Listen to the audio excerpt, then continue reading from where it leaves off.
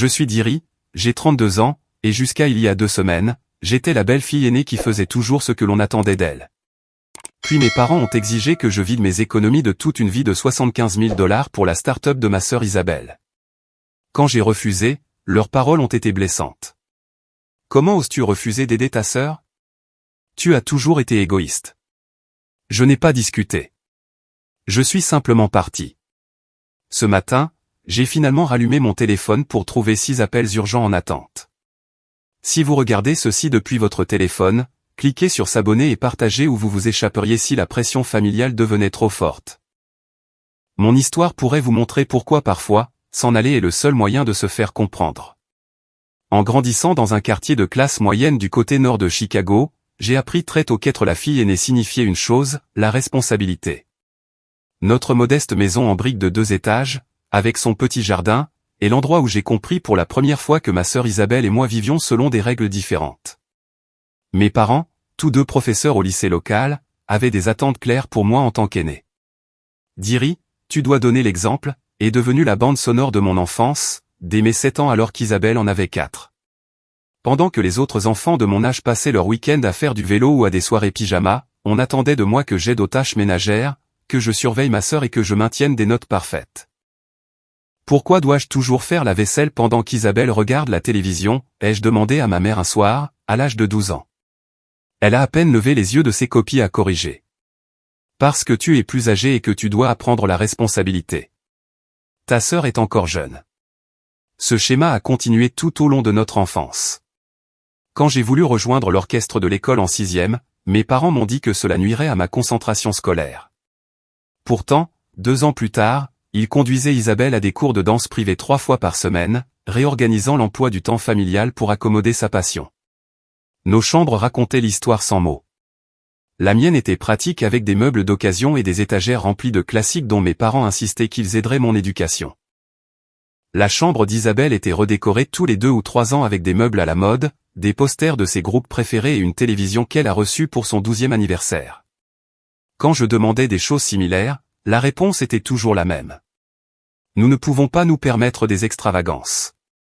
Tu dois être pratique, Diri. Au lycée, les différences sont devenues encore plus prononcées. Je travaillais à temps partiel à l'épicerie locale, économisant la plupart de mes revenus pour l'université tout en contribuant aux dépenses du ménage. Isabelle recevait de l'argent de poche sans aucune attente. Elle passait ses week-ends au centre commercial avec des amis tandis que je partageais mon temps entre les études et les responsabilités ménagères. Mon 16e anniversaire reste particulièrement vivace dans ma mémoire. J'avais espéré une petite réunion avec mes quelques amis proches, rien d'élaboré. Le jour est arrivé et mes parents ont annoncé que nous devions assister à la compétition de danse régionale d'Isabelle à la place. Nous pourrons fêter ton anniversaire le week-end prochain, a dit mon père, ne remarquant pas ma déception. Mon gâteau d'anniversaire a fini par être une pensée de dernière minute, servi à 11 h du soir quand nous sommes rentrés après avoir célébré le trophée de 3e place d'Isabelle à sa crèmerie préférée. Tu es presque une adulte maintenant, a expliqué ma mère en voyant mes yeux briller. Tu comprends sûrement que ces opportunités sont importantes pour l'avenir de ta sœur. Le processus de décision pour l'université a tout cristallisé. Malgré une moyenne générale de 3,9 et une participation à des activités de bénévolat qui me laissaient peu de temps personnel, mes parents m'ont orienté vers des options pratiques. L'histoire de l'art est un passe-temps, pas une carrière, m'a sermonné mon père lorsque j'ai exprimé mon intérêt pour ce domaine. La finance te donnera de la stabilité. Isabelle, quant à elle, était encouragée à suivre son cœur et à explorer sa créativité. Mes parents ont dépensé des milliers de dollars pour ces programmes d'art d'été pendant que je faisais des heures supplémentaires pour payer mes manuels scolaires. Ta sœur est différente, a expliqué ma mère lors d'une discussion particulièrement animée. Elle a un esprit créatif qui a besoin d'être nourri. Tu as toujours été plus pratique et indépendante. L'ironie, c'est que je n'avais jamais eu la chance d'être autre chose. Malgré tout, j'aimais profondément ma famille. Chaque fois que l'inégalité me piquait, je me disais qu'ils devaient avoir leur raison. Peut-être voyaient-ils en moi une force qu'ils ne voyaient pas en Isabelle. Peut-être qu'un jour ils reconnaîtraient mes sacrifices et mon dévouement. J'ai excellé dans le programme de finance qu'ils avaient choisi pour moi à l'université d'État, obtenant mon diplôme avec mention tout en travaillant 30 heures par semaine pour minimiser les prêts étudiants. Lors de mon dîner de remise de diplôme, Mes parents ont porté un toast à Diri, toujours fiable et sensé. Cela ressemblait plus à une reconnaissance de mon utilité qu'à une célébration de ma réussite. Surtout quand ils ont ajouté « Maintenant, tu pourras te construire un avenir stable et aider la famille en cas de besoin ». En y repensant, j'ai réalisé que ces mots préfiguraient tout ce qui allait finalement briser notre dynamique familiale. Mais à 22 ans, espérant toujours l'approbation de mes parents, j'ai simplement souri et hoché la tête, inconsciente de la façon dont ces attentes me forceraient un jour à choisir entre mes propres rêves et leurs exigences.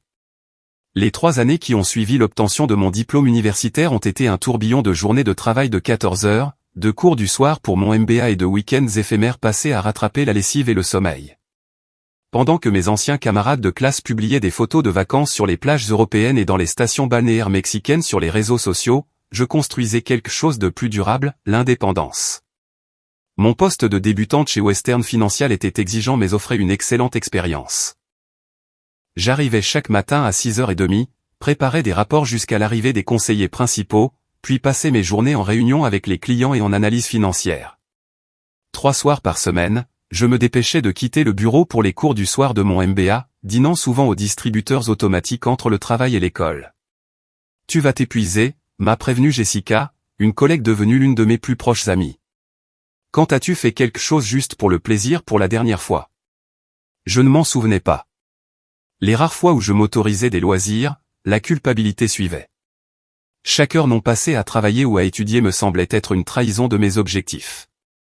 L'indépendance était devenue mon obsession après des années à me sentir redevable envers ma famille.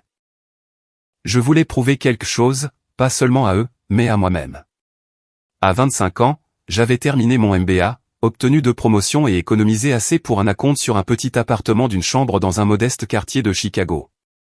L'espace faisait à peine 700 pieds carrés, mais chaque centimètre m'appartenait.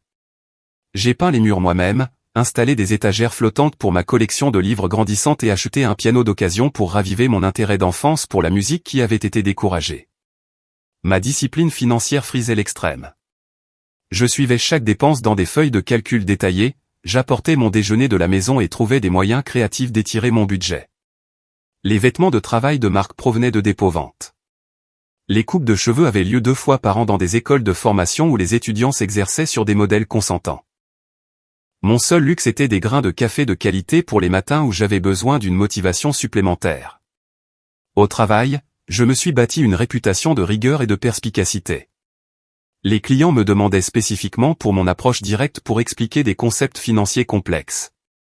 À 27 ans, j'ai commencé à recevoir des offres d'autres entreprises, que j'ai utilisées pour obtenir une autre promotion et une augmentation de salaire. Tu devrais t'offrir quelque chose de spécial, a suggéré Alicia, une autre amie proche qui travaillait dans mon immeuble.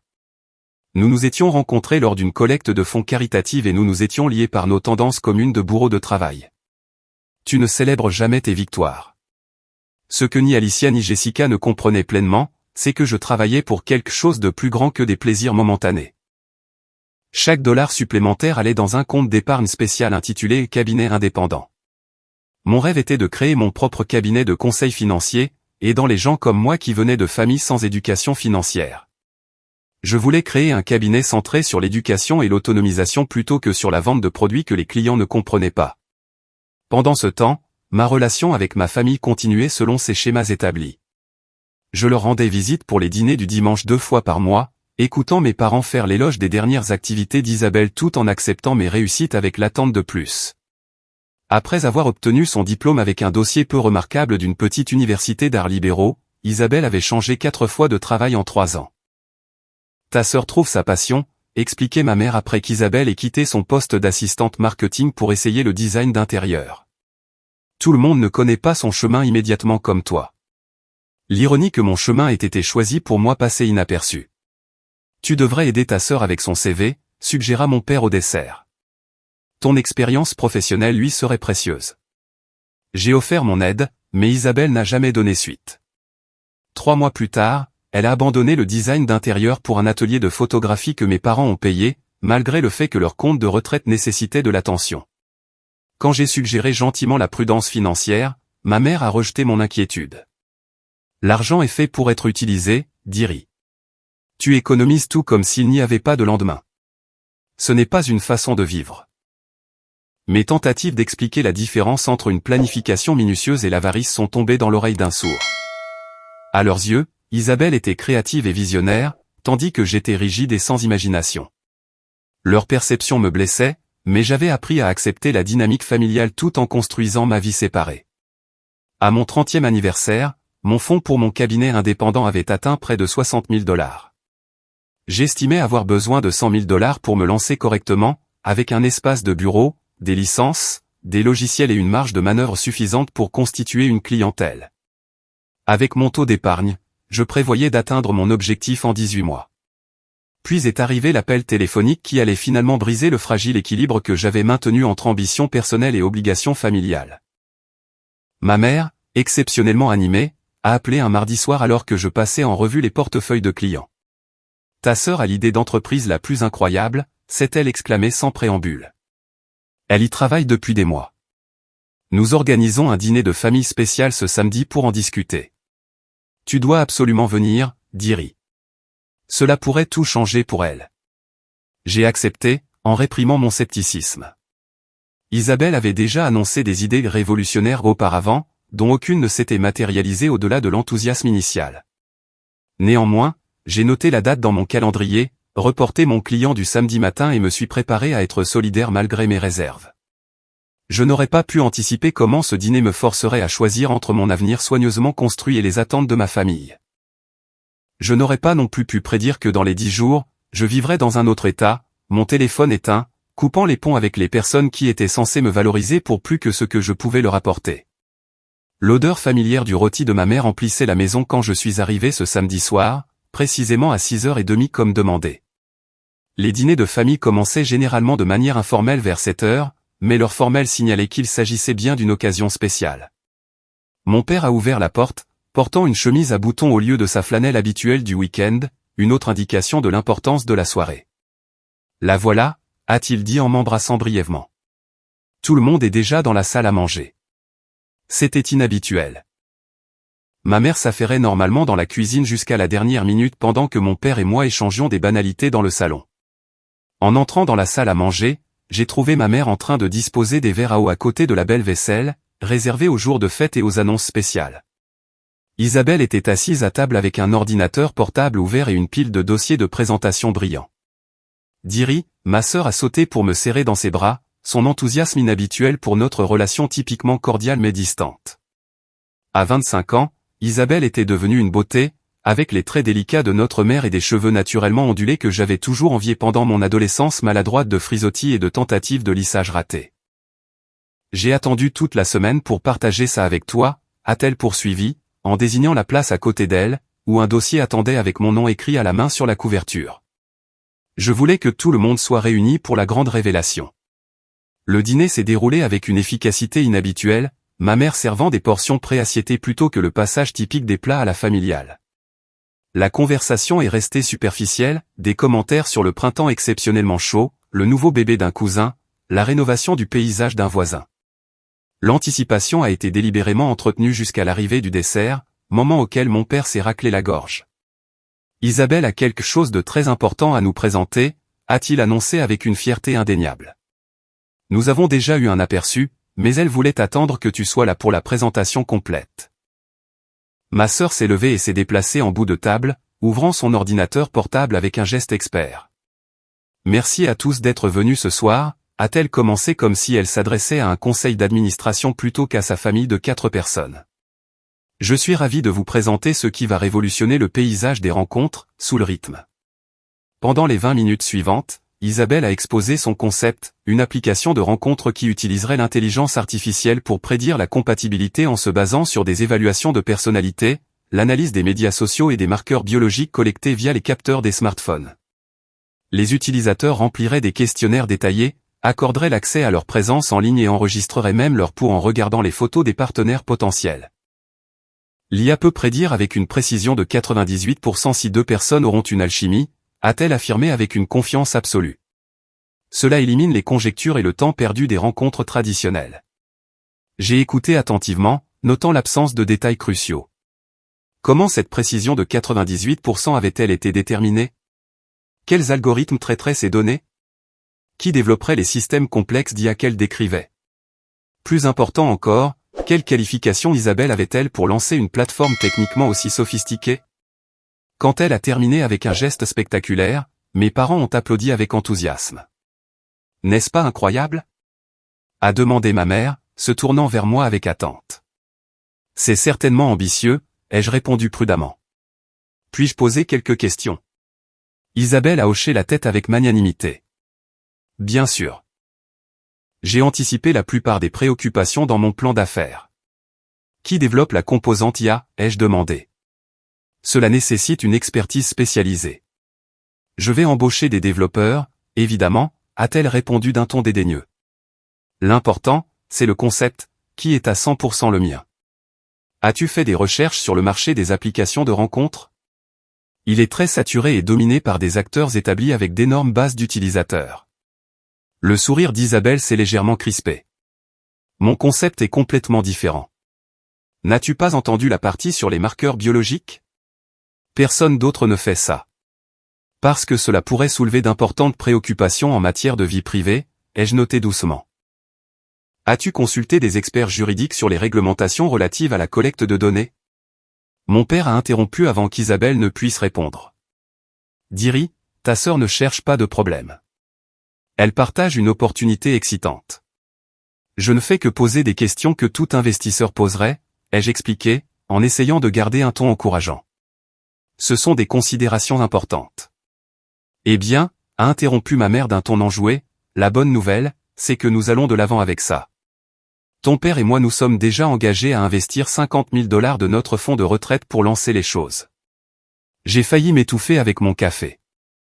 50 000 $? C'est une part importante de vos économies de retraite. Certaines choses valent le risque, a dit fermement mon père. Nous croyons en la vision de ta sœur. Isabelle leur a souri radieusement avant de se tourner vers moi. Et c'est là que tu interviens, Diri. Nous avons besoin de capitaux supplémentaires pour que cela se fasse correctement. J'ai besoin de 75 000 $ de plus pour sécuriser l'équipe de développement et lancer la campagne de marketing. La pièce est devenue silencieuse pendant que je traitais ces paroles. 75 000 $, presque exactement le montant que j'avais économisé pour ma propre entreprise, le fruit d'années de sacrifices et de planification. C'est une somme importante, ai-je dit finalement. As-tu approché des investisseurs professionnels? Isabelle a agité la main d'un air dédaigneux. Ils voudront trop de contrôle et de part. Cela doit rester dans la famille pour que nous puissions tous en profiter quand ça décollera. Je remarque que ton plan d'affaires n'inclut pas de projection financière ni d'analyse de marché, ai-je poursuivi, en feuilletant le dossier brillant qui contenait principalement des descriptions conceptuelles et des maquettes. Sans cela, il serait difficile pour tout investisseur d'évaluer correctement l'opportunité. Tout ne peut pas être réduit à des feuilles de calcul, Diri, a dit ma mère avec une pointe d'impatience. Parfois, il faut avoir foi en les gens que l'on aime. J'ai foi en Isabelle, ai-je répondu prudemment. Mais même les meilleures idées ont besoin d'une planification solide. Je suggérerais de commencer plus petit, peut-être avec un prototype ou des tests de groupe de discussion avant d'investir des sommes aussi importantes. Nous n'avons pas le temps pour les petits pas, a insisté Isabelle, sa voix s'élevant légèrement. Ce marché évolue rapidement. Si nous attendons, quelqu'un d'autre développera quelque chose de similaire.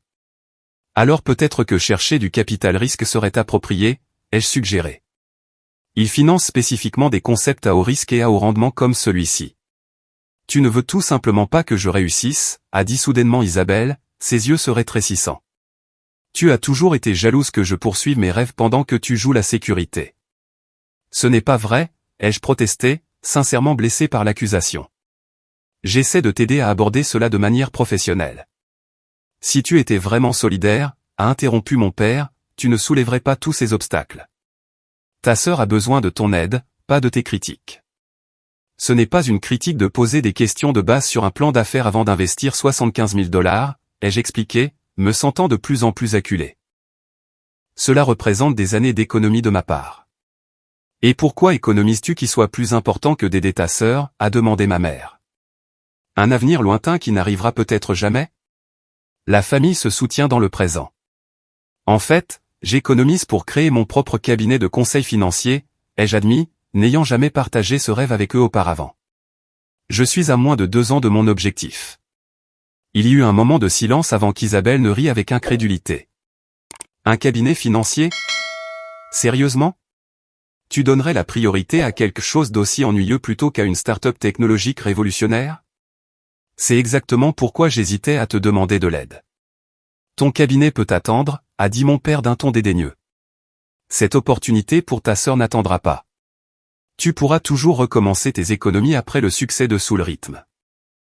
Alors qu'ils continuaient à me presser, leurs suppositions sont devenues claires. Mes rêves étaient dispensables, ceux de ma sœur étaient essentiels. Mes économies n'existaient pas pour mon avenir, mais comme un fonds d'urgence familial à utiliser en cas de besoin. Le plus douloureux, c'est qu'ils ne comprenaient vraiment pas pourquoi j'hésiterais à donner tout ce pourquoi j'avais travaillé. À la fin de la soirée, des lignes avaient été tracées qui se révéleraient impossibles à franchir. Ce qui avait commencé comme une présentation de start-up avait révélé la véritable dynamique de notre famille d'une manière que je ne pouvais plus ignorer ou excuser. Je ne peux pas investir 75 000 $ dans ce projet, ai-je finalement déclaré après près d'une heure d'arguments circulaires. Ma voix était calme mais résolue, ayant résisté à leurs appels de plus en plus émotionnels. Cela représente tout mon avenir financier, et je ne crois pas que le plan d'affaires soit suffisamment développé pour justifier un investissement de ce niveau. Le visage de mon père est devenu rouge vif, une veine palpitant à sa tempe. Comment oses-tu refuser d'aider ta sœur après tout ce que cette famille a fait pour toi? Qu'est-ce que cette famille a fait pour moi exactement que je n'ai pas remboursé au décuple? La question m'a échappé avant que je ne puisse la tempérer, libérant des années de ressentiment inexprimé. Nous t'avons élevé, éduqué, soutenu, a répliqué ma mère, sa voix tremblant d'indignation. Et maintenant, quand nous te demandons ton aide, tu nous tournes le dos. Je ne tourne le dos à personne, ai-je expliqué, en luttant pour garder mon calme. Je dis simplement que cet investissement particulier n'a pas de sens financier. Je serais heureuse d'aider Isabelle à développer un plan d'affaires plus structuré, à la mettre en contact avec des investisseurs appropriés ou à contribuer une somme plus modeste au développement d'un prototype. Une somme plus modeste, a ricané Isabelle. Comme quoi, quelques milliers de dollars? Ça ne couvrira même pas le travail de conception initiale. Peut-être que cela indique que le concept a besoin d'être affiné, ai-je suggéré. Commencer plus petit vous permettrait de tester des hypothèses avant d'engager des ressources massives. Te revoilà. Toujours à penser petit, a interrompu mon père. Ta sœur pense grand. C'est pourquoi elle réussira pendant que tu compteras tes sous pour le reste de ta vie. Chaque mot était comme un coup physique, confirmant ce que je soupçonnais depuis longtemps à leurs yeux. Ma responsabilité financière était un défaut de caractère plutôt qu'une vertu. Ma planification minutieuse était la preuve d'une vision limitée, et non d'une prévoyance disciplinée. Tu as toujours été égoïste, Diri, a ajouté ma mère, sa voix se durcissant.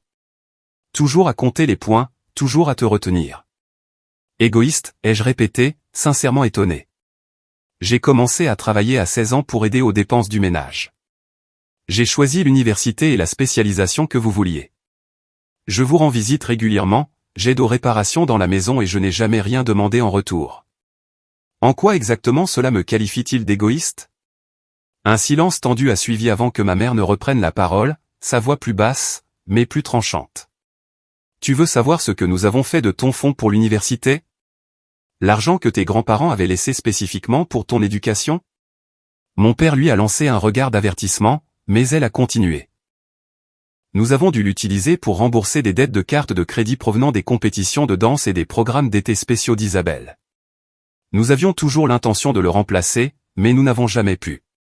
C'est pourquoi tu as dû prendre des prêts étudiants pendant qu'Isabelle allait à l'université sans dette.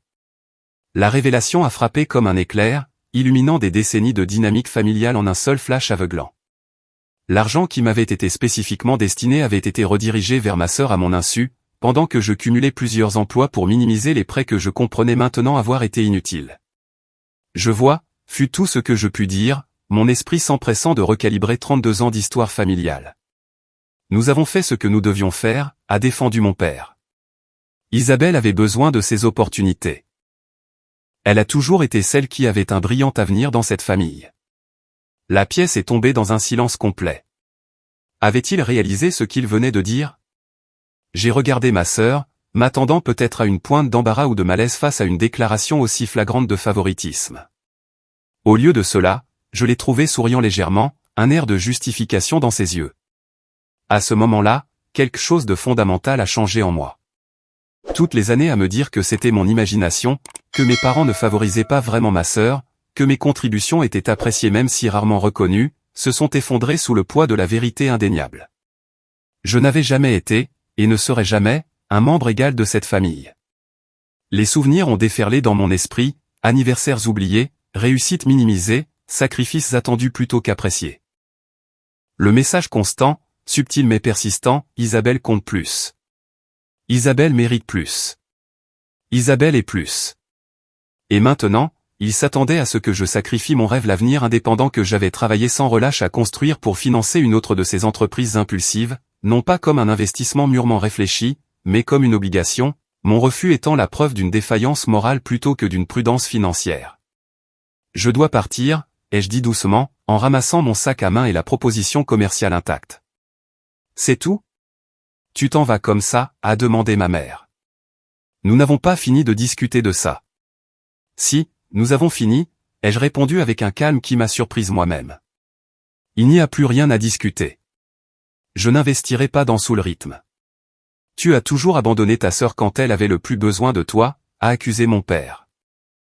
Toujours trop occupé par tes propres priorités pour soutenir ses rêves. Et vous m'avez toujours abandonné en faveur des siens, ai-je répondu sans animosité, l'énonçant comme un simple fait plutôt qu'une récrimination. La différence, c'est que j'ai cessé d'attendre quoi que ce soit de différent. Je me suis levé, j'ai pris mon sac à main et je suis sorti de la salle à manger sans un mot de plus. Personne ne m'a suivi jusqu'à la porte. Personne ne m'a appelé alors que je sortais dans l'air frais du soir. Le silence derrière moi en disait long sur ma place dans la hiérarchie familiale. En rentrant chez moi en voiture, je me sentais étrangement légère, comme si j'avais déposé un fardeau que je portais depuis si longtemps que j'en avais oublié le poids. Au moment où j'ai atteint mon appartement, un plan se formait déjà dans mon esprit. Le lendemain matin, j'ai demandé une réunion avec ma superviseure chez Weston Financial. Je dois prendre un congé personnel, ai-je expliqué. 2 semaines, peut-être plus. Elle avait l'air inquiète. Tout va bien, Diri ? Ce n'est pas ton genre. Ça ira, l'ai-je assuré. J'ai juste besoin de temps pour réorganiser ma vie. Cet après-midi-là, j'ai contacté un agent immobilier à Seattle, une ville que j'avais visitée une fois pour une conférence financière et qui m'avait immédiatement attiré. L'agent m'a envoyé par email des annonces correspondant à mon budget le soir même. J'ai passé la nuit à faire des recherches sur les quartiers, les opportunités d'emploi et la logistique d'un déménagement longue distance. Le mercredi, j'avais soumis des demandes de location pour 3 appartements et commencé à contacter des entreprises financières à Seattle. Le jeudi, j'ai été approuvé pour un petit studio dans le quartier de Ballard, à 20 minutes du centre-ville. Le vendredi, j'ai organisé le déménagement pour emballer et transporter l'essentiel de mon appartement, plaçant le reste en garde-meubles. Pendant ce tourbillon d'activités, mon téléphone est resté silencieux. Aucun appel de mes parents me demandant des nouvelles de mon départ brutal du dîner, aucun message d'Isabelle tentant de me persuader de reconsidérer ma décision. Leur silence confirmait ce que leurs paroles avaient révélé. Sans ma contribution financière, j'avais peu de valeur à leurs yeux. Une semaine après le dîner fatidique, je suis monté à bord d'un avion avec 2 valises et un sac d'ordinateur, laissant derrière moi la seule ville que j'avais jamais appelée chez moi. Alors que l'avion s'élevait à travers les nuages, j'ai éteint mon téléphone, coupant le dernier lien avec une famille qui ne m'avait jamais vraiment vu. Seattle m'a accueilli avec un soleil inhabituel, comme pour me souhaiter la bienvenue dans mon nouveau départ. Mon studio était plus petit que mon appartement de Chicago, à peine 500 pieds carrés avec une kitchenette et une vue sur un mur de briques, mais il représentait quelque chose d'inestimable, la liberté des attentes qui n'avaient jamais été les miennes. Les premiers jours se sont écoulés dans un flou pratique de livraison de meubles, de courses et de navigation dans les transports en commun. J'ai gardé mon téléphone éteint, prolongeant mon isolement auto-imposé de tout le monde de ma vie antérieure, à l'exception de Jessica, à qui j'ai envoyé un email depuis mon ordinateur portable en utilisant un compte nouvellement créé. J'avais besoin d'un nouveau départ, ai-je écrit, en lui donnant ma nouvelle adresse mais en lui demandant de ne pas la partager. Je te contacterai quand je serai prête, mais pour l'instant, j'ai besoin d'espace pour réfléchir. Mon ami fidèle a répondu avec une compréhension caractéristique. Prends tout le temps dont tu as besoin. Ta famille a profité de ta générosité pendant des années. Fais-moi juste savoir que tu es en sécurité de temps en temps. Une fois les besoins de base établis, la réalité de ma situation a commencé à s'installer au cours de la 2e semaine. Assise dans un petit café près de Pike Place Market, regardant les ferries traverser Elliott Bay sous un ciel gris perle, je me suis permis de traiter pleinement l'ampleur de ce que j'avais fait. Je n'avais pas seulement quitté ma famille après une dispute, j'avais déraciné toute ma vie, abandonné une carrière réussie et déménagé dans une ville où je ne connaissais absolument personne. La peur rivalisait avec l'euphorie alors que je sirotais un café trop cher et que je regardais des inconnus passer. Avais-je réagi de manière excessive? Aurais-je dû tenter une dernière conversation avant une mesure aussi radicale? Puis je me suis souvenu des paroles de mon père, Isabelle a toujours été celle qui avait un brillant avenir dans cette famille. 32 ans résumés en une seule déclaration sans ambiguïté sur ma place dans la hiérarchie familiale. Non, je n'avais pas réagi de manière excessive. J'avais enfin réagi de manière appropriée après des décennies à minimiser, excuser et accommoder un comportement qui me diminuait constamment.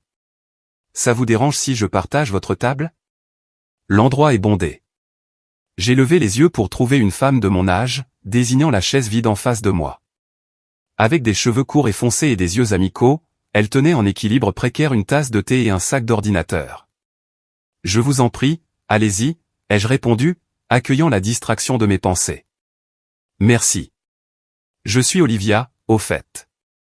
Je vis dans l'immeuble en face du vôtre, je crois.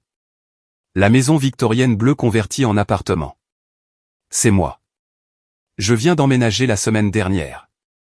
Je suis d'Erie. Accent de Chicago, a-t-elle demandé en arrangeant ses affaires. Est-ce si évident? Mon frère y vit. Je reconnais les voyelles plates, a-t-elle dit avec un sourire. Un nouvel emploi vous amène dans l'Ouest? Une nouvelle vie, en fait, ai-je répondu, me surprenant par ma franchise. J'avais besoin d'un changement. Quelque chose dans mon ton a dû communiquer plus que mes mots car elle a hoché la tête avec une compréhension inattendue. Parfois, un remède géographique fonctionne vraiment. Seattle est une bonne ville pour se réinventer. Personne ne pose trop de questions. Cette brève rencontre s'est transformée en ma première amitié à Seattle. Olivia, une graphiste qui travaillait à distance, est devenue mon guide informel de la ville, me montrant les marchés de producteurs du quartier, les librairies cachées et les plages tranquilles où nous pouvions regarder le coucher du soleil avec des récipients de plats thaïlandais à emporter en équilibre sur nos genoux. Tu sais, tu n'as jamais mentionné ta famille, a-t-elle observé un soir, 3 jours après notre rencontre, alors que nous regardions le ciel passer de l'orange au violet au-dessus des montagnes olympiques. C'est intentionnel, ai-je répondu. Compris, a-t-elle dit, sans insister. Tu as trouvé du travail?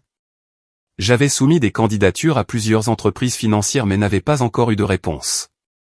Pas encore. J'ai des entretiens la semaine prochaine. Pas de précipitation, n'est-ce pas? On dirait que ce déménagement était plus qu'une question d'emploi. Elle avait raison. Pour la première fois depuis l'université, je m'étais donné la permission de faire une pause, d'évaluer ce que je voulais vraiment plutôt que ce que l'on attendait de moi. Je passais mes matinées à explorer mon nouveau quartier, mes après-midi à lire des livres pour lesquels je n'avais jamais eu le temps, et mes soirées à écrire dans un journal, documentant des pensées et des sentiments que j'avais réprimés pendant des années. Je ne sais même pas qui je suis quand je ne suis pas responsable de tout le monde, ai-je écrit un soir. Qu'est-ce que j'aime vraiment? Qu'est-ce qui compte pour moi au-delà de remplir des obligations et d'économiser pour un avenir qui ne cesse d'être reporté? Ces questions ne m'avaient jamais semblé pertinentes auparavant. Mon identité avait été si profondément définie par l'utilité et la responsabilité que considérer mes propres préférences me semblait presque égoïste, faisant écho à l'accusation de ma mère. Pourtant, peu à peu, j'ai commencé à découvrir des vérités simples sur moi-même. J'aimais la musique classique mais n'avais jamais assisté à des concerts à Chicago car les billets me semblaient d'une dépense frivole. À Seattle, j'ai découvert que l'orchestre symphonique proposait des billets de dernière minute à prix réduit, et j'ai assisté à mon premier concert seul, ému aux larmes par Rachmaninoff interprété en direct. J'aimais cuisiner des repas élaborés mais avais toujours préparé une nutrition pratique et efficace à Chicago. Maintenant, je passais mes dimanches après-midi à expérimenter des recettes, invitant Olivia à goûter les résultats, trouvant une joie inattendue dans le processus créatif plutôt que dans le simple résultat pratique. Le plus surprenant, c'est que j'ai découvert une passion pour la voile. Un centre communautaire près de la marina proposait des leçons abordables le week-end, et j'ai trouvé une paix profonde sur l'eau, apprenant à lire le vent et le courant, maîtrisant les nœuds et la navigation. La précision méthodique plaisait à mon esprit analytique, tandis que les éléments imprévisibles de la météo et de l'eau météo défient mon besoin de contrôle. 10 jours après le début de mon exil auto-imposé, j'ai allumé mon ordinateur portable pour trouver un email de Jessica. Je pensais que tu devrais savoir, la start-up d'Isabelle s'est effondrée hier. L'investisseur sur lequel elle comptait s'est retiré après avoir examiné son plan d'affaires. Tes parents sont contrariés mais ne te contactent pas directement. Ils pensent que tu finiras par prendre contact. Est-ce que ça va? J'ai répondu, la remerciant pour la mise à jour mais sans donner de détails sur ma situation. J'ai besoin de plus de temps, ai-je conclu, mais je vais mieux que je ne l'ai été depuis des années. C'était vrai. Malgré la tristesse et la colère persistantes, je me sentais plus légère que je ne l'avais été depuis des décennies. Sans la pression constante de prouver ma valeur par le sacrifice et le service, je découvrais des parties de moi-même longtemps enfouies sous les obligations et les attentes. Le jour suivant a apporté des nouvelles professionnelles inattendues, une offre de cascade financière advisée, un cabinet de conseil spécialisé dans l'indépendance financière des femmes. Le poste offrait moins d'argent que mon rôle à Chicago mais offrait une plus grande autonomie et correspondait parfaitement à mes objectifs à long terme d'ouvrir mon propre cabinet. Nous avons été impressionnés par votre concentration sur l'éducation financière plutôt que sur la simple vente d'investissement, a expliqué le responsable du recrutement lors de notre appel. Quand pouvez-vous commencer? Lundi prochain, ai-je répondu sans hésitation, prête à construire l'aspect professionnel de ma nouvelle vie. Ce soir-là, alors que je célébrais avec des sushis à emporter dans mon petit appartement, j'ai ressenti une pointe de culpabilité concernant mon silence continu envers ma famille. 2 semaines s'étaient écoulées sans contact. Cela faisait-il de moi la personne égoïste dont ils m'avaient accusé? Étais-je en train de les punir en disparaissant? J'ai ouvert mon journal et j'ai relu les entrées des dernières années, documentant des dizaines de cas où mes besoins avaient été ignorés, mes réussites minimisées, mes sacrifices attendus plutôt qu'appréciés. Il ne s'agissait pas de punition. Il s'agissait de protection. Pour la première fois, je donnais la priorité à mon propre bien-être avant l'approbation de la famille. Pourtant, c'était ma famille. Malgré tout, je ne pouvais nier l'amour qui restait enchevêtré avec la blessure. Peut-être demain, me suis-je dit, en posant mon téléphone sur la table de chevet. Je les appellerai demain. Mais le matin, un autre email de Jessica a tout changé. Isabelle raconte à tout le monde que vos parents ont investi tous leurs fonds de retraite dans sa start-up après que les premiers investisseurs se soient retirés. Elle dit qu'ils ont aussi pris une deuxième hypothèque. La situation est apparemment désastreuse. Je pensais que tu devais le savoir, mais s'il te plaît, ne te sens pas obligé de les sauver. Tu en as assez fait. La nouvelle m'a frappé comme un coup physique. Malgré ma colère, je n'avais jamais souhaité la ruine financière de mes parents. Mon départ avait-il d'une manière ou d'une autre déclenché ce doublement désespéré sur l'entreprise ratée d'Isabelle? Mon doigt a plané au-dessus du bouton d'alimentation de mon téléphone. 2 semaines de silence. Que allais-je trouver en le rallumant? Une partie de moi voulait maintenir la limite que j'avais établie pour protéger le nouveau moi fragile que je découvrais. Une autre partie reconnaissait que, quelles que soient les blessures passées, une crise familiale pouvait nécessiter mon attention. Avec une profonde inspiration, j'ai appuyé sur le bouton, regardant l'écran s'illuminer et les notifications commencer à apparaître. 6 appels manqués, tous de membres de la famille. 6 messages vocaux en attente. Ce qu'ils contiendraient déterminerait si mon nouveau départ à Seattle était vraiment un nouveau départ ou simplement une évasion temporaire de schémas trop profondément ancrés pour être brisés. Le téléphone vibrait continuellement alors que les messages textes, les messages vocaux et les notifications d'appels manqués affluaient. Je l'ai posé sur le comptoir de la cuisine, le regardant vibrer contre la surface stratifiée comme un insecte agité, et j'ai attendu que le déluge numérique se calme. Quand le silence est finalement revenu, je me suis versé un verre d'eau, je me suis assise à ma petite table à manger et je me suis préparé à affronter ce qui m'attendait. 6 messages vocaux, classés par ordre chronologique, racontant une histoire rien que par leurs horodatage. Le premier était arrivé 3 jours après mon départ, le plus récent, hier seulement. J'ai appuyé sur lecture pour le premier message et j'ai entendu la voix d'Isabelle, indignée et accusatrice. Diri, où es-tu? Personne ne peut te joindre. Ton travail dit que tu as pris un congé. Te caches-tu sérieusement parce que nous t'avons demandé ton aide? Les investisseurs s'inquiètent parce que nous n'avons pas assez de capital. C'est de ta faute. Rappelle-moi immédiatement. Aucune inquiétude pour mon bien-être. Aucune reconnaissance que j'aurais pu avoir des raisons légitimes de prendre mes distances. Juste des reproches et des exigences, comme si ma valeur principale était ma contribution financière à son entreprise. J'ai supprimé le message et je suis passé au suivant. La voix de ma mère s'est fait entendre, son ton un mélange étudié d'inquiétude et d'induction de culpabilité. Diri, chérie, nous n'avons pas eu de tes nouvelles depuis près d'une semaine. Nous commençons à nous inquiéter. Je sais que les choses se sont envenimées au dîner, mais les désaccords familiaux arrivent. S'il te plaît, appelle-nous et dis-nous que tu vas bien. Ta sœur a vraiment besoin de ton soutien en ce moment avec son entreprise. Appelle-nous, s'il te plaît. Encore une fois, le message sous-jacent était clair, quels que soient mes sentiments, ils étaient secondaires par rapport aux besoins d'Isabelle. Je suis passé au troisième message, de mon père. Cette disparition est puérile et irresponsable, Diri. Tu as des obligations envers cette famille. Les partenaires commerciaux de ta sœur posent des questions sur le financement et nous leur avons dit que tu contribuerais. Maintenant, nous avons l'air ridicule.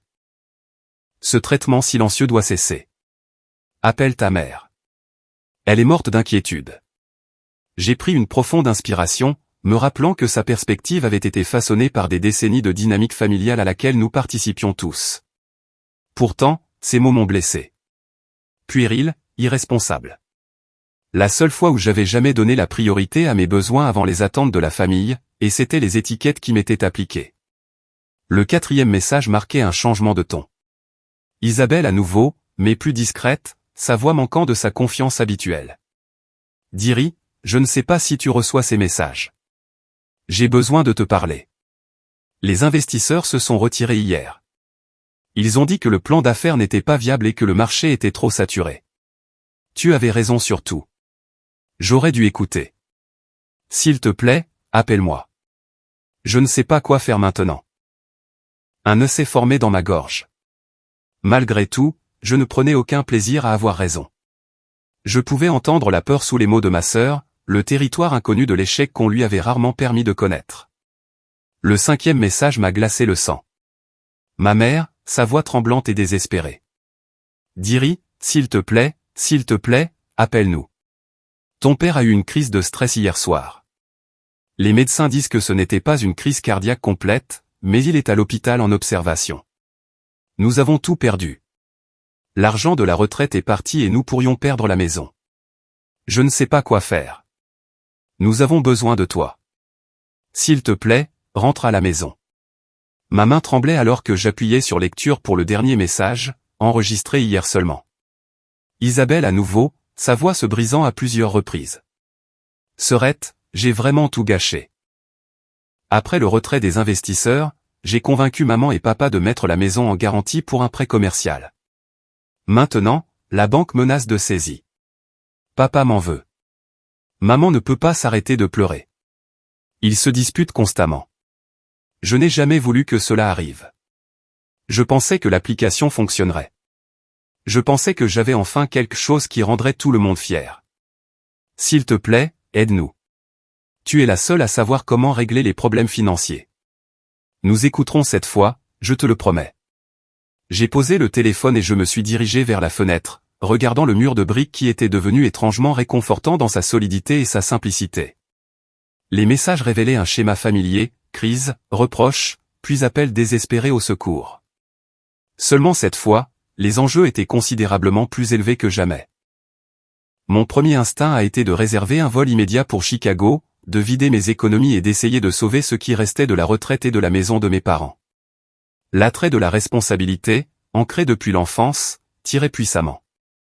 J'étais la personne fiable, celle qui arrange les choses, la fille responsable qui sacrifiait ses besoins pour l'harmonie familiale. Mais quelque chose avait changé en moi pendant ces 2 semaines de séparation. Je pouvais voir le schéma avec une clarté qui m'avait échappé auparavant. Si je me précipitais maintenant avec un sauvetage financier, rien ne changerait fondamentalement. Les mêmes dynamiques persisteraient, Isabelle prenant des risques sans conséquence, mes parents la protégeant tout en attendant de moi que je fournisse le filet de sécurité. Nous tous piégés dans des rôles assignés il y a des décennies. J'ai pris mon téléphone et j'ai appelé l'hôpital que ma mère avait mentionné dans son message. Après avoir navigué dans le système automatisé et fourni les informations de mon père, j'ai parlé avec une infirmière de son étage. Il a été admis pour des douleurs thoraciques il y a 2 jours, a-t-elle confirmé, mais ses enzymes cardiaques sont revenues normales et le test d'effort n'a montré aucun blocage. Le médecin le laissera probablement sortir demain avec des médicaments pour l'hypertension et des recommandations pour la gestion du stress. Un soulagement m'a envahi. Bien que l'état de mon père soit certainement sérieux, ce n'était pas la crise potentiellement mortelle que le message de ma mère avait laissé entendre. Une fois cette préoccupation immédiate écartée, j'ai appelé Jessica. Peux-tu découvrir discrètement à quel point leur situation financière est vraiment mauvaise, ai-je demandé après avoir expliqué les messages vocaux. Je peux essayer, a-t-elle offert.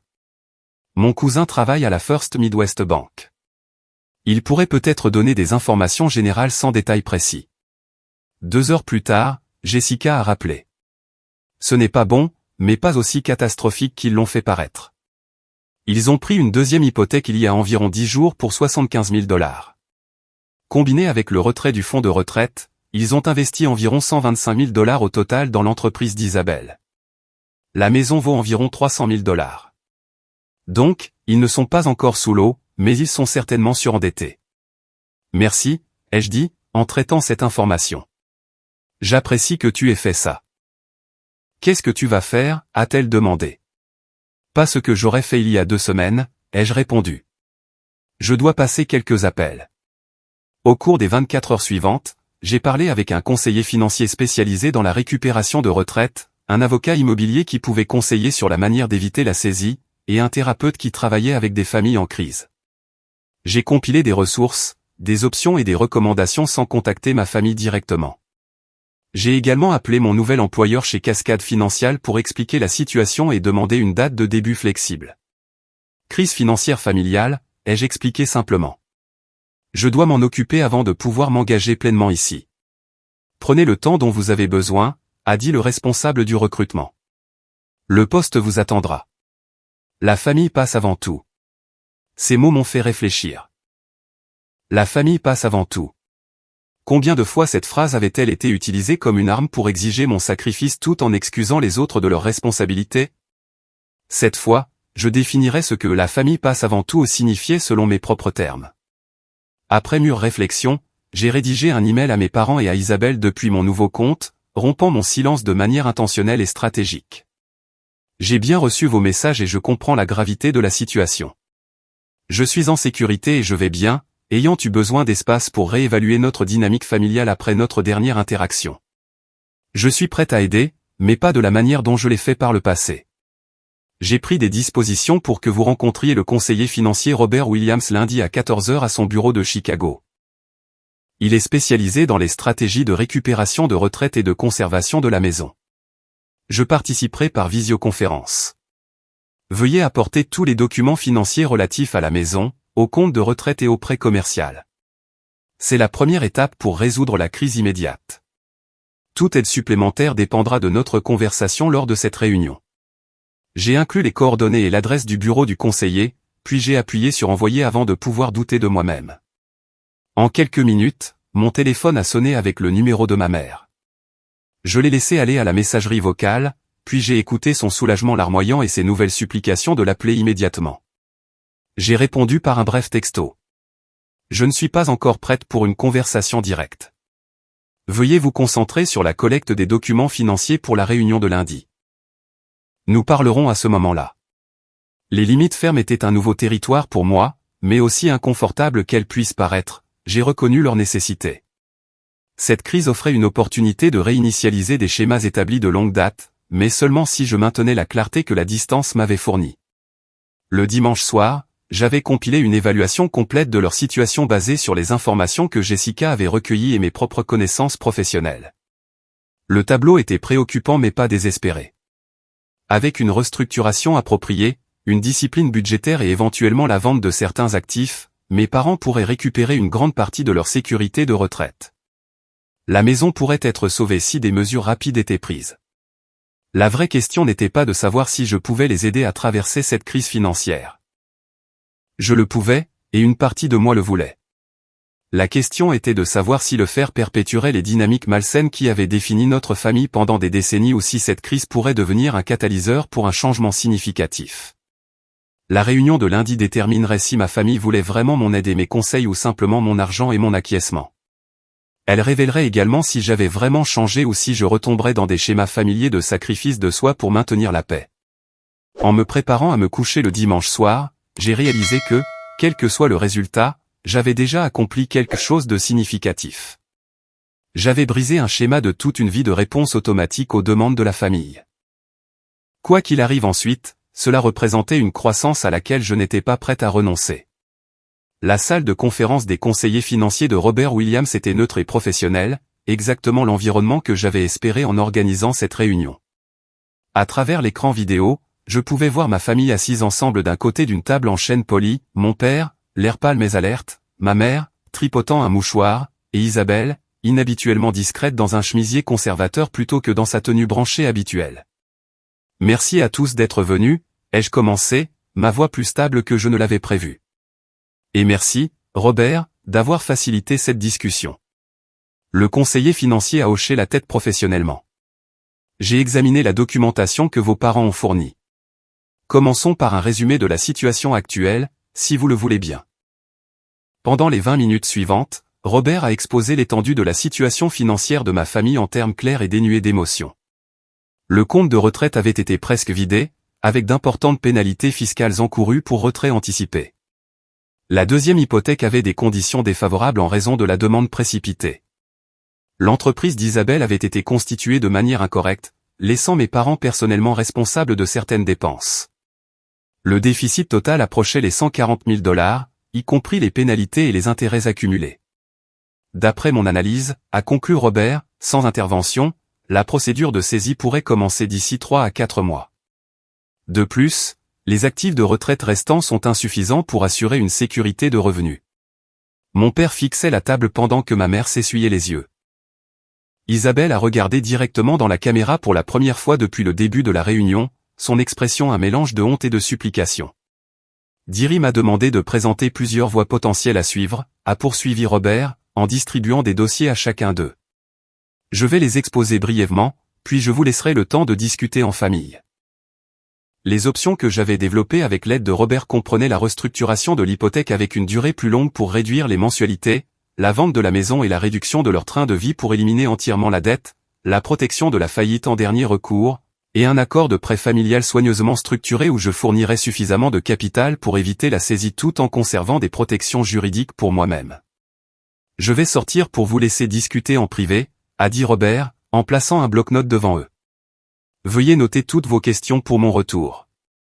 Quand la porte s'est refermée derrière lui, le silence a rempli les deux pièces pendant près d'une minute entière.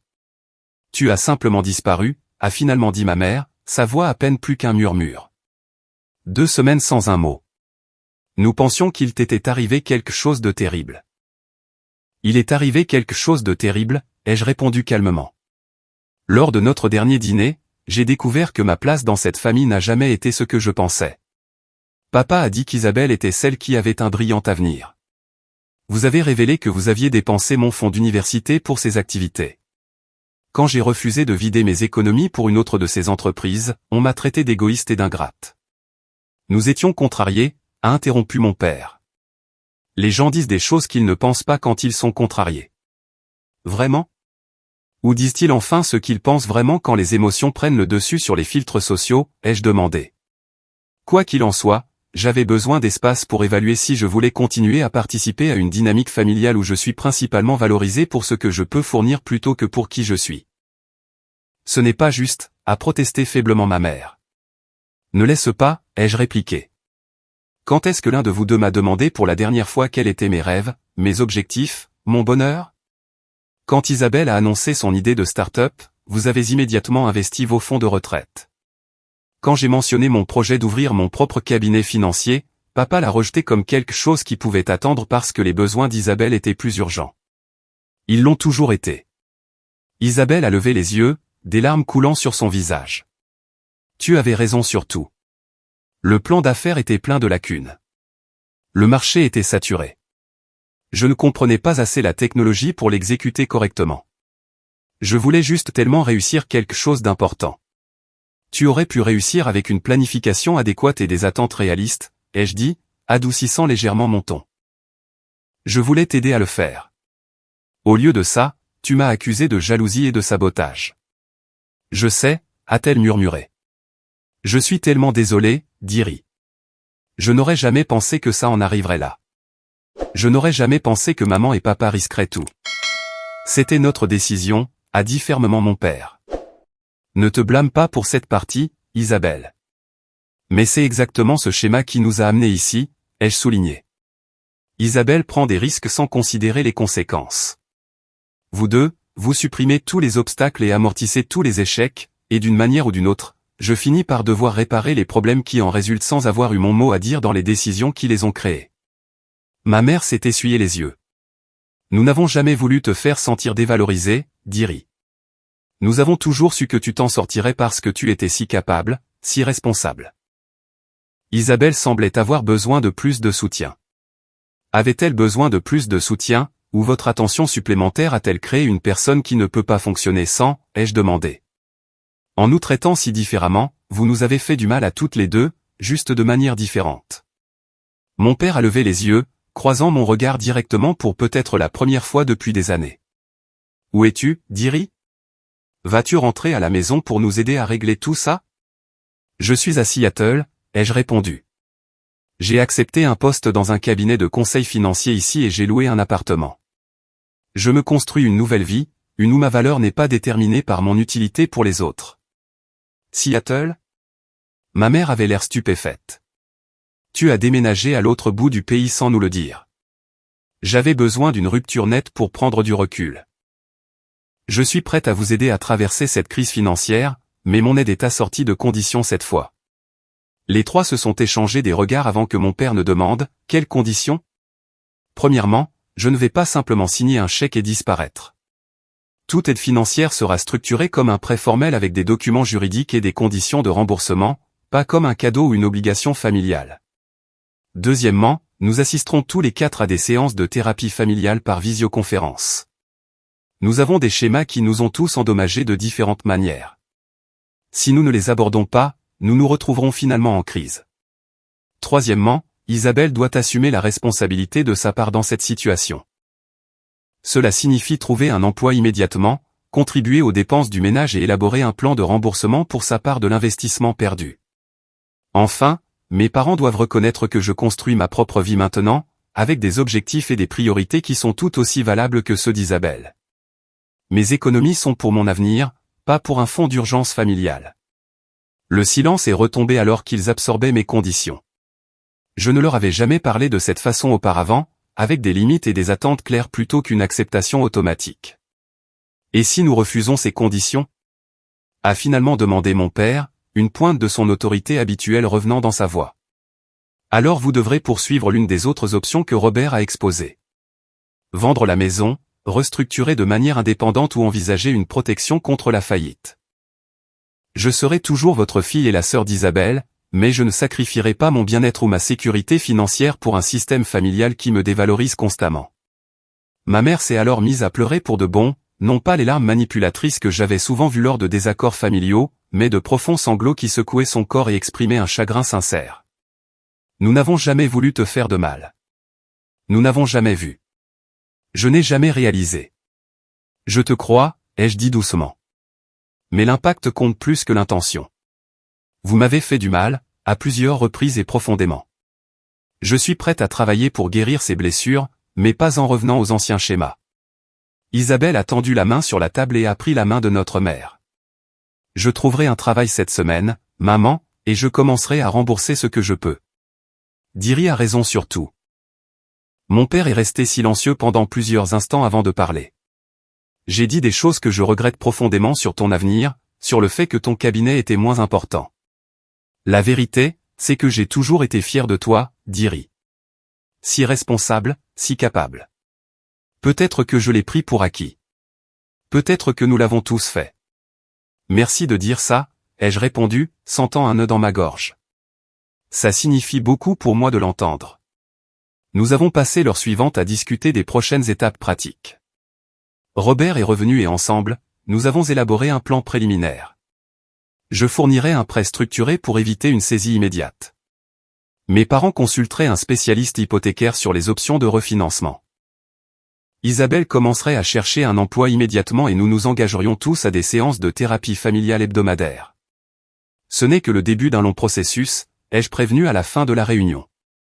La reprise financière prend du temps. La reprise des relations en prend encore plus. Reviendras-tu un jour à Chicago, a demandé ma mère, sa voix petite et incertaine. Je ne sais pas, ai-je répondu honnêtement. Pour l'instant, Seattle me semble être le nouveau départ dont j'avais besoin. Je découvre des parties de moi-même qui étaient enfouies sous les attentes familiales pendant des décennies. J'ai besoin de voir où ce voyage me mène avant de pouvoir répondre à cette question. Alors que nous nous disions au revoir, j'ai remarqué quelque chose changer dans l'expression d'Isabelle. Une nouvelle prise de conscience dans ses yeux alors qu'elle me regardait. Je n'ai jamais réalisé à quel point je t'ai pris, a-t-elle dit doucement. Pas seulement l'argent ou l'attention, mais la chance d'être toi-même authentiquement. Je suis vraiment désolé, Sœurette. C'était la chose la plus sincère que ma sœur m'ait jamais dite. 6 mois plus tard, beaucoup de choses avaient changé. Mes parents avaient réussi à refinancer leur hypothèque avec de meilleures conditions. Mon père avait pris sa retraite de l'enseignement comme prévu, mais avait accepté un poste à temps partiel comme tuteur pour compléter leurs revenus. Ma mère avait commencé une thérapie pour son anxiété, qui avait été à l'origine d'une grande partie de son comportement de facilitation au fil des ans. Isabelle avait peut-être changé le plus radicalement. Après avoir obtenu un poste de débutante dans une agence de marketing, elle s'était inscrite à des cours du soir en administration des affaires, abordant ses études avec une discipline sans précédent. Lors de nos appels vidéo désormais réguliers, elle posait des questions sur la planification financière et la budgétisation, semblant sincèrement intéressée à développer des compétences qu'elle avait auparavant dédaignées. Quant à moi, je m'épanouissais à Seattle. Mon poste chez Cascade Financial avait évolué pour inclure le développement d'ateliers éducatifs pour les femmes cherchant l'indépendance financière après un divorce ou un changement de carrière. Je m'étais fait des amis au-delà d'Olivia, rejoignant un club de voile et un orchestre communautaire où je réapprenais le violon que j'avais abandonné dans mon enfance. Plus important encore, j'avais découvert un sentiment d'estime de soi qui existait indépendamment de ce que je pouvais fournir aux autres. Ma valeur était intrinsèque, non utilitaire. Établir des limites n'avait pas détruit mes relations familiales comme je l'avais craint. Au contraire, cela avait créé un espace pour des liens plus authentiques basés sur le respect mutuel plutôt que sur des rôles établis. Le voyage était en cours. La thérapie familiale continuait de révéler des schémas et des déclencheurs qui nécessitaient un effort conscient pour changer. La reprise financière prendrait des années plutôt que des mois. La confiance, une fois brisée, se reconstruisait lentement par des actions cohérentes plutôt que par des promesses ou des excuses. Mais pour la première fois de ma vie, j'étais sincèrement optimiste quant à l'avenir de ma famille. Non pas parce que je m'étais sacrifié pour maintenir l'harmonie, mais parce que je m'étais enfin assez valorisé pour exiger le changement. Parfois, s'en aller est le seul chemin pour être vraiment vu. Parfois, ces 6 appels urgents en attente sur votre téléphone représentent non seulement une crise, mais une opportunité de transformation. Et parfois, la chose la plus altruiste que vous puissiez faire pour ceux que vous aimez est de vous aimer enfin, tardivement, en premier. Avez-vous déjà dû vous éloigner d'une relation pour prendre du recul? Quelles limites avez-vous fixées qui ont tout changé? Partagez votre expérience dans les commentaires ci-dessous. Et n'oubliez pas de vous abonner si cette histoire a résonné en vous. Merci d'avoir écouté mon parcours de l'obligation à l'autonomisation. N'oubliez pas, vous méritez d'être valorisé pour qui vous êtes, pas seulement pour ce que vous pouvez fournir aux autres.